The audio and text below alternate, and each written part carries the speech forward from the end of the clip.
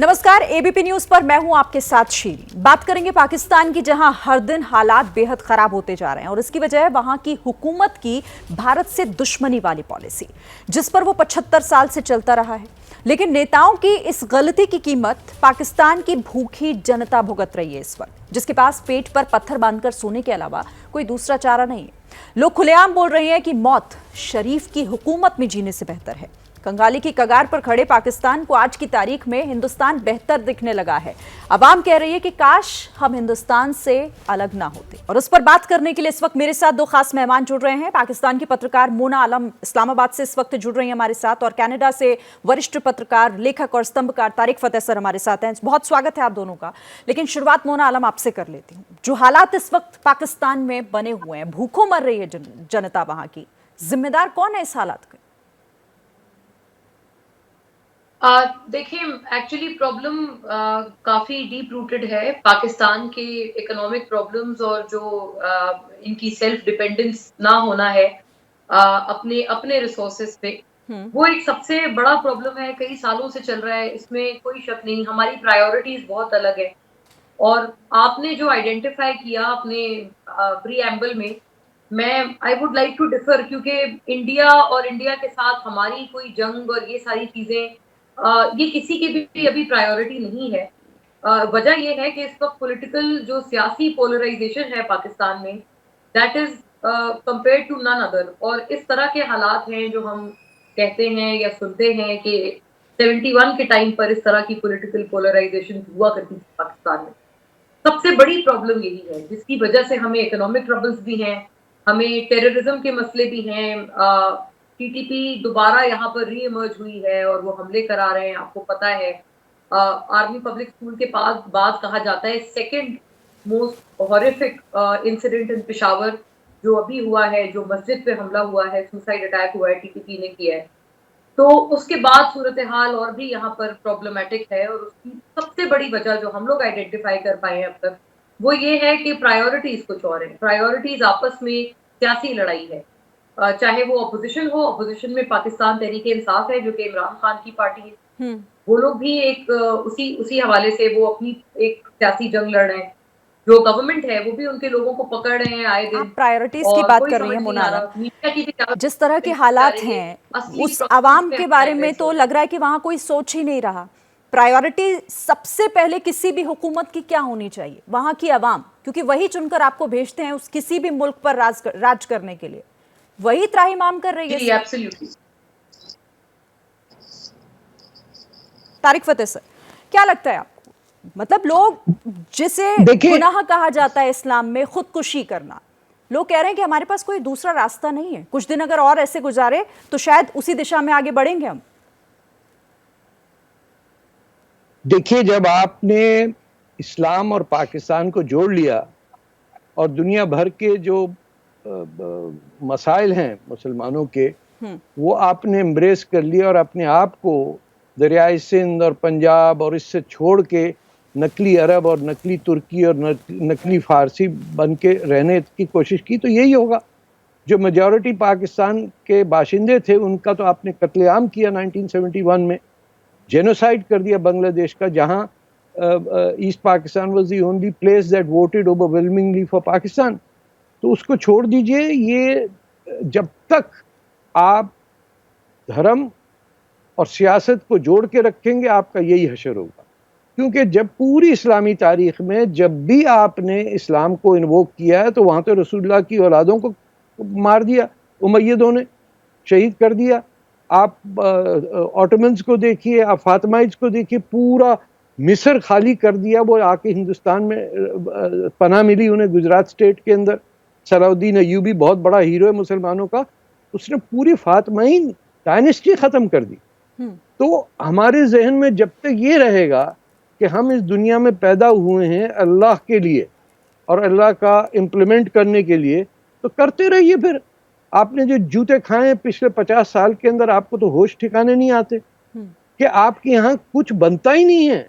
Bicycle पहले बन जाया करती थी, अब तो वो भी सुना नहीं बन रही। बस बाहर से एनिमल फूड, जो पैसे वाले हैं वो अपने पेट्स का खाना बाहर से मंगाते हैं।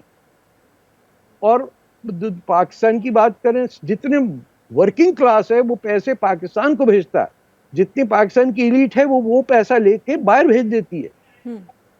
तो this is a country made for the upper class, और इसमें आम आदमी का कोई ताल्लुक नहीं है मुल्क से। उसको कौन ढूंढता है? कभी पाकिस्तान में ये सोचा है किसी ने कि जो आम वर्किंग क्लास है उसकी क्या होगी जिंदगी? आपने एग्रीकल्चर खत्म कर दिया तो ये लोग, किसान लोग कहाँ जाएंगे? बोले इनको भेज दो सऊदी अरेबिया, कतर वगैरह, वहां से पैसे कमा के हमें भेजेंगे ताकि हमारी महंगी महंगी गाड़ियां चलती रहें। It is one of the most cruellest society that exist on earth, कि गरीबों का माल लूट के खाने वाले लोग अपनी, उनके नौकरों के नौकर होते हैं। ये अंदाजा लगाइए कि वो बैठे हुए अपने घरों के अंदर शान और शौकत के महल बना के, कंपाउंड है और लेक है और एक टाइगर भी रखा हुआ है और पीछे स्विमिंग पूल भी है। ये जेब देता है इस मुल्क को। और मुनाला, इस्लाम, हर बात में इस्लाम। फुटबॉल ठीक है मैच सर। हो तो अल्लाह का नाम लेते हैं, क्रिकेट मुनालम, में आप सिद्धे में गिर जाते प्रायोरिटीज हैं। की बात कर रही थी ना, यहाँ तारिक फतेह सर ने उन प्रायोरिटीज को गिनाया जिस पर वो मुल्क चल रहा है, जो इस वक्त शायद अपने किए की ही सजा भुगत रहा है। देखिए, मेरा थोड़ा इसमें एक अलग व्यू पॉइंट है। एक तो ये कि हाइपर रिलीजियोसिटी, भर भर के मजहब को लाना, चाहे वो किसी भी मजहब को लाया जाए, चाहे हिंदुइज्म को लाएं या इस्लाम को अपने सरों पे सवार कर लें, और over doing anything is bad. अभी प्रॉफिट मोहम्मद की बात हुई। मोहम्मद सल्लल्लाहु अलैहि वसल्लम ने म्याना रवि या मिड वे जिसको कहते हैं, कि किसी भी चीज में बैलेंस स्ट्राइक करना, सबसे ज्यादा उन्होंने यही प्रीच किया था। बल्कि उनके अपने जो कंपेनियंस थे, जो बहुत ज्यादा नमाजें पढ़ते थे, रोजे रखते थे, उनको भी रोका गया मोहम्मद सल्लल्लाहु अलैहि वसल्लम की तरफ से कि जी स्टॉप इट और डोंट ओवर डू इट। आपकी घर भी है, आपकी फैमिली भी है, आप अपने घर वालों का ख्याल रखें, आप अपने रोजगार को देखें, अपनी नौकरी देखें। आप अगर 24 घंटे इसी काम में लगे रहेंगे, अल्लाह की इबादत में, नमाज में, रोजे में, तो प्रॉफिट मोहम्मद ने ये कहा कि ये काम करने के लिए तो फरिश्ते हैं, और फरिश्तों की तादाद तो इंसानों से कहीं ज्यादा है। तो ये बातें सारी हमें पता है, ये बिल्कुल ठीक है। लेकिन ये कि ये प्रॉब्लम है, मैं ऐसा अगर कहूँ पाकिस्तान में ये प्रॉब्लम नहीं है तो ये बिल्कुल गलत है। हाइपर रिलीजियोसिटी किसी भी माशरे के लिए, किसी भी सोसाइटी के लिए एक बहुत खतरनाक चीज है, और पाकिस्तान भी इसमें कुछ अलग नहीं है। जो जो लोग ये करते हैं, बिल्कुल ये बात ठीक है कि कुछ जगहों पे, और एक बड़ा एक साइजेबल पॉपुलेशन का ये माइंडसेट है कि जी आप हर चीज का जो हल है वो आप इसी चीज में निकाल लें, रिलीजियोसिटी में निकाल लें। कुछ यहाँ पर रिलीजियस पार्टीज हैं जो अजीब अजीब सी बातें करती हैं कि पता नहीं, हाथ में आप एक हाथ में कुरान पकड़ें, एक हाथ में एटम बॉम्ब का फॉर्मूला पकड़ें और आप चले जाएं तो आपके मसले हल हो जाएंगे। तो दिस इज स्टूपिड टॉक। जो भी ये करता है गलत करता है, और इनका हकीकत से कोई ताल्लुक नहीं है। लेकिन हाँ, मैं इतनी बात जरूर खुशी से कहती हूँ और ओन करती हूँ कि इस तरह की पार्टीज को कभी भी हमने नहीं देखा कि कोई आके वो सेंटर में आकर यहाँ पर गवर्नमेंट बनाए।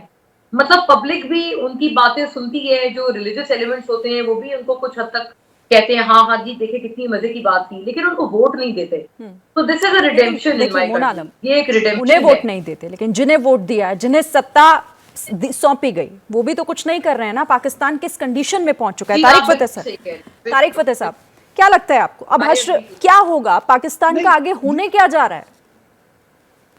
देखिए, ये मेरी बहन ने दुरुस्त बात की कि ये जितनी मजहबी जमातें हैं, इनको वो आम पाकिस्तानी वोट नहीं देता है। लेकिन मसला ये कि इलेक्शन भी तो नहीं कोई करने देता। इलेक्शन के रिजल्ट्स कौन मान लेता है? ये भी फौज का जो एक प्रॉब्लम है कि वो समझते हैं कि उनके पास आंसर है। उन्होंने अपना ऐसी जागीरदारी मचाई है कि बच्चे फौज में जाते हैं, लेफ्टिनेंट, सेकंड लेफ्टिनेंट, ताकि रिटायरमेंट में बड़ा मजा आएगा। This is the main problem in Pakistan, कि आप बजाय इसके कि अपने अंदर कोई बहाली करिए, कुछ संभालिए कि बलूचिस्तान में क्या हो रहा है, वो फ्रंटियर के बॉर्डर पे क्या हो रहा है। खुद आपने तालिबान को अमेरिका के कहने पे उजागर किया, वो खुद हमारी जान को आगे मसला। वो कंटोनमेंट्स के अंदर घुस के मार देते हैं। हमारे फौजी मर रहे हैं बॉर्डर पे। अफगानिस्तान के लिए बनाई थी फौज हिंदुस्तान के लिए, तो इंडिया की फौज से तो नहीं कोई झगड़ा हो रहा।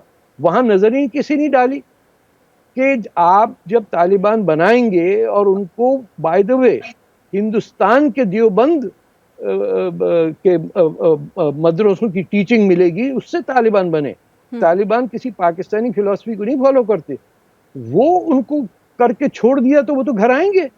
और फिर इमरान खान भी बैठे हुए कि इतना हैंडसम आदमी इस्लाम की बात कर रहा था, सही कह रहा होगा। हर शख्स उसकी बेवकूफ़ी की बातों को एक्सेप्ट कर लेता है कि इतना यार कितना चंगा लग रहा है। उसकी 3-3 बीवियां जादूगर से शादी करके वो डिटरमिन कर रहा है कि सही कहा आपने तारिक सर यहाँ पर। उसी का खामियाजा आवाम भुगत रही है वहां की, और कहते हैं ना कि जैसा आप बोएंगे वैसा ही आप काटेंगे, और वही काटने के लिए पाकिस्तान की आवाम इस वक्त मजबूर है। कोई दूसरा रास्ता उनके सामने फिलहाल तो नजर नहीं आ रहा। बहुत शुक्रिया आप दोनों का, मुना आलम आपका और तारिक फतेह सर, बहुत बहुत धन्यवाद आपका हमारे साथ जुड़ने के लिए और इस चर्चा में शामिल होने के लिए। क्या मजबूरी है मेरी, बताइए।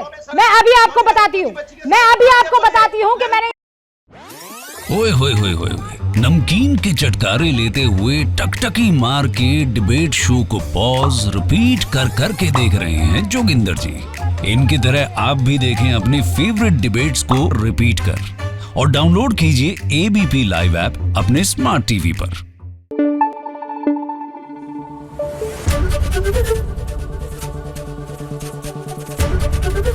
एबीपी न्यूज आपको रखे आगे।